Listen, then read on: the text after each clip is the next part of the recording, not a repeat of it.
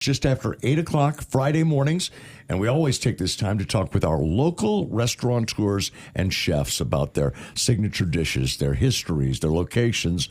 And this morning on Friday Foodies, we are focusing on Broadway Brewery, and we've got in studio with us Damon Vertrees, who's the general manager.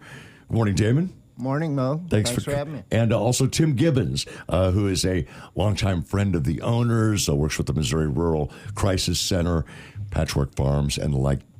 Tim. Good morning, Mo. It's nice to be here on this beautiful cold morning. Somehow the temperature went down, by the way. I know, yeah. The sun went up, the temp went down. It was 2 degrees, and now it's -1, so I don't know what to say about that.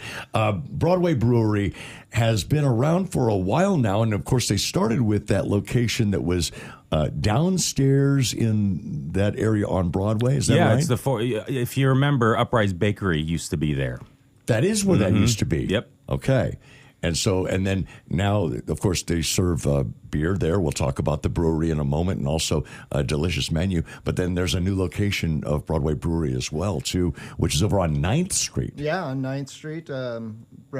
It's on 9th Street, and it's our tap room, and it features our fresh brewed beers from Broadway Brewery. And that's an interesting kind of space because it's sort of an event center as well. Don't you also kind of rent that out for people or let them use that? How does that work? Yeah, it's actually a hidden gem. We have a wonderful, beautiful space, brand new space, a couple of years old.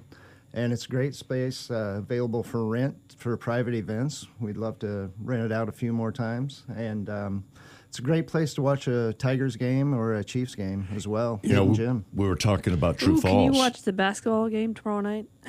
Absolutely. Excellent. Yeah, we'll have it on the screens at Broadway Brewery and at the tap room both. Very nice. We were talking about True Falls, and I know for a fact that a lot of the volunteers and patrons of the True Falls Film Festival lean on Broadway Brewery quite a bit. Not only the tap room on 9th Street, which I'm sure is going to be very busy, but the delicious food, too. Well, the tap room's cool because there's a garage that opens during, more seasonable times, which is coming up pretty soon, hopefully. I think it's supposed to be in the 50s on Monday. Let's hope. So, come on by.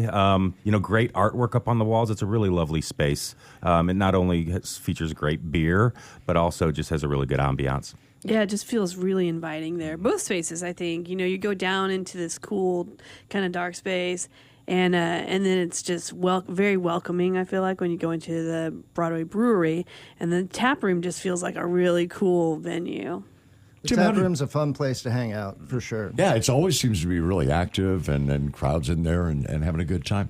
Tell us a little bit about the beginnings of Broadway Brewery. Obviously, Columbia has become a place where, craft breweries are a big part of the scene around here, obviously with the delicious food that you guys serve.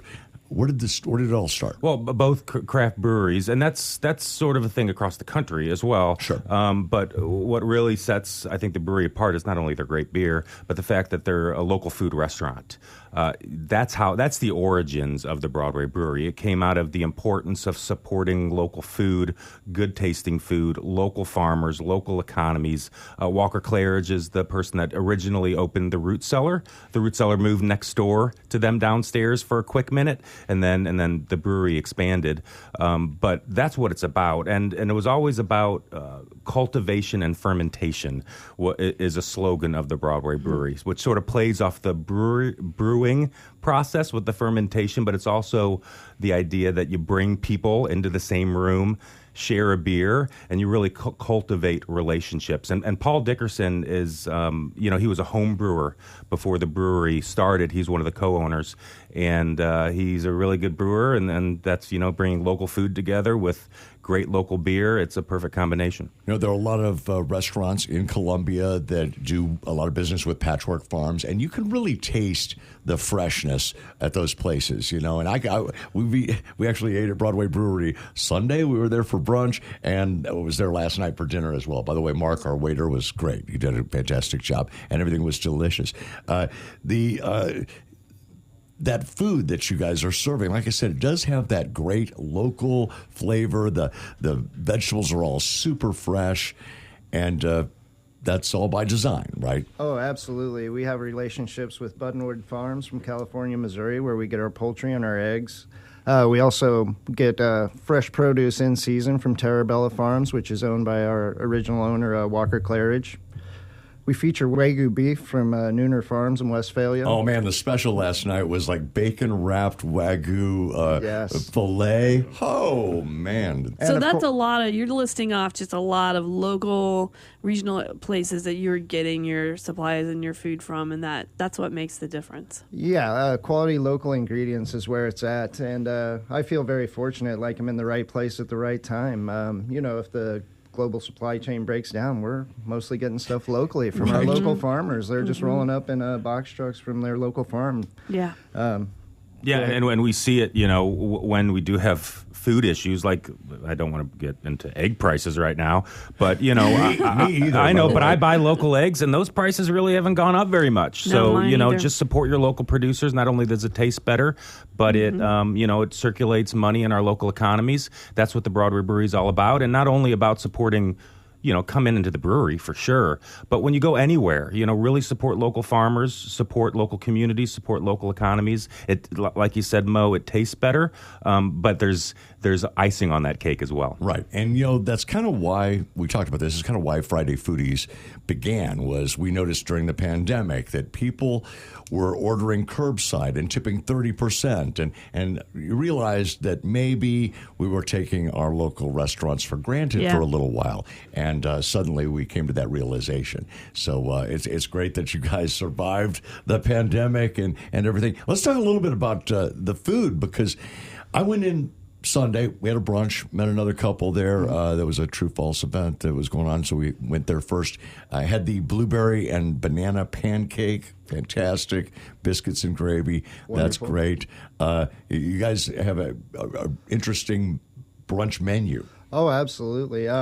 Probably our signature item would be our Milton potato cake, and that's a Milton white cheddar fried potato cake served on gravy with patchwork bacon and local eggs. Pretty delicious. Yeah, absolutely. And come on down to the Damon called the tap room a hidden gem. It's actually I think it's not a hidden gem. It's just a gem. But the brunch down at the brewery, that is a hidden gem. Really? So come on down for brunch. Come on down for sports games. Yeah. It's a great place to watch sports games, especially with the Mizzou Tigers playing like they're playing right now. That game the other night that first half was remarkable. Yeah. So come on down and have a good beer and watch it with us. Damon Vertrees and Tim Gibbons are here. We're talking Broadway Brewery. It's Friday Foodies. And let's talk a little beer, because last night when I was down at the brewery, I had an Irish Stout that you guys, I think it just dropped. I think it was a new, I don't know if it's a new release, but it certainly was kind of new to the tap room. What are some of the other beers that you guys are proud of right now? And by the way, Stacy was commenting on the names of your beers, which very creative. Yeah, I love it. I said the food didn't have that many kind of wild and crazy names, but we got some interesting names on this beer. And the label design, do you think it's because you have such small, it's a really small batch, right? Yes. David, what are you pouring out there? 11-point IPA is our signature IPA. That's always a top seller. It's called the Desert Island beer. Desert Island. Well, because if you're on a desert island and you pick only one. have one beer, that's the one you want to have. That's the one. All right. Absolutely. And canned good is just kind of your everyday beer, and that has been a top seller since we've added that to the list. And you mentioned that the funky names for our beers. Sean Oberle is our head brewer, and he names all of our hazy IPAs. Really? Yes, and Okay. That's his he job. names them off of a movie that he watched. Unfortunately, the name of the movie is escaping me right now. But, Point Break? No, I'm afraid not. But Look the at that. Bears There is Love a Honey Point Break. Hazy IPA. That's his latest creation. And one thing I noticed trying to find a good hazy IPA, we're very fortunate that we have probably the best hazy IPA maker around, because when we ran out, I could not find one in a local liquor store that was worth drinking. Yeah. I don't think we could say enough about Sean and Yeah. he's a great beer maker, but he's also an artist, and he though true artists sort of get bored, so they want to do something different and new every time. My favorite beer right now, and it's weird because you can do this at this place, is a half 11-point which is the classic IPA, and half Cold Cut Combo, which is a West Coast IPA. Wow. And I think it just balances it out perfectly. And Okay. Can you order that? You can, go up there and just say I want half and half. The maltiness is perfect. The hops levels out. I really like balanced beers. The acidity's there. It's really, really a lovely combination. Bears Love Honey, Berry Barracuda, Bonfem Honey Wheat. These are all Success great for names. breakfast. Let's not forget the Flashy Flamingo. Flashy Flamingo, exactly. Life Force, Go-Kart Camp, Buddy System. Newton's Cradle. What is that about? These are fantastic. That's good stuff. Delicious food and delicious beer at the Broadway Brewery. And we're talking again with Damon Vertrees and Tim Gibbons.